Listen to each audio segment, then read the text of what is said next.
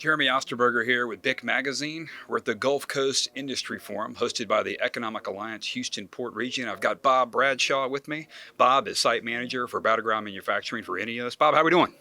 Pretty good, Jeremy. It's a great forum. Chad Burke and his team have put together a world-class event once again.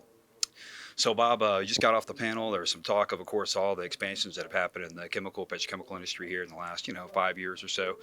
When is all this activity going to peak?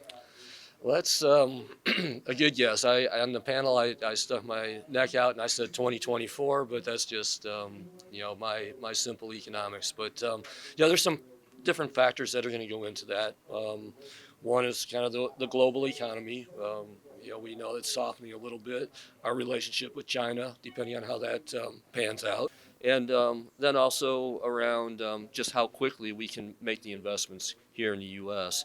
One of the limiting factors that we've talked about is the availability of the workforce.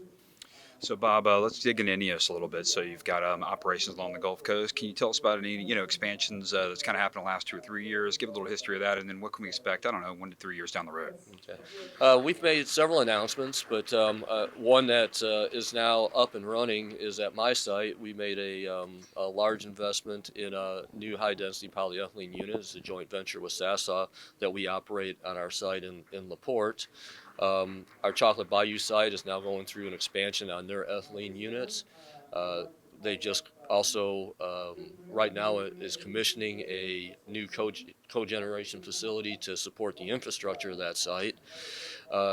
They made an announcement, an ethylene oxide and ethylene derivative plants are going to go on that site as well in Alvin, Texas. Styrolution is another INEOS business, just made an announcement of a large styrene unit here in the Gulf Coast. That site has not been selected yet. And then also they just broke ground on a expansion in the Bayport facility. So I'm going to flip back to workforce development, something that you're passionate about and spent a lot of time working with various organizations to improve. Kind of where do we stand as an industry, sort of in the Gulf Coast, craft labor market and just workforce development overall here in the Gulf Coast?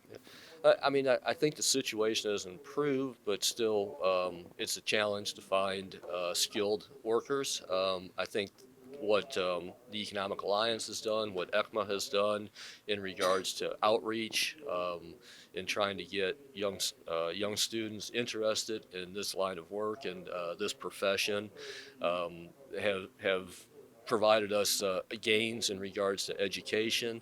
In fact, tomorrow, weather permitting, we're hosting about 50 or 60 eighth graders at my site as part of Manufacturing Day. We partner with Lee College to bring students from the Dayton Liberty area, because we know that the parents up there probably aren't as familiar with the industry than, say, here in the Gulf Coast. So it's part of the outreach that we would like to get younger folks interested in this profession. Great.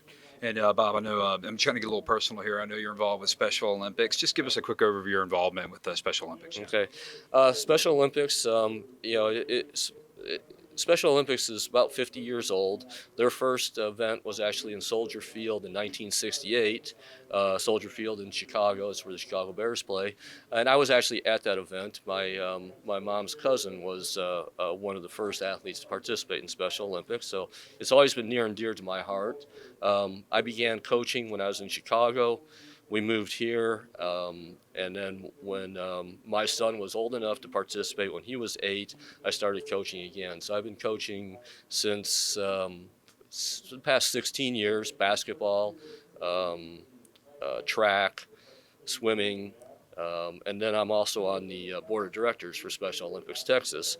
So if there's organizations or individuals that want to know how to get interested in or be a volunteer, just go to their website. It's sotx.org, and there's all the information there. Great, Bob. I want to give you the chance to talk about that. So thank you, Bob, for all your time. Always great to see you, my friend, and thank you. Jeremy, thank you. And for more videos, visit bicmagazine.com.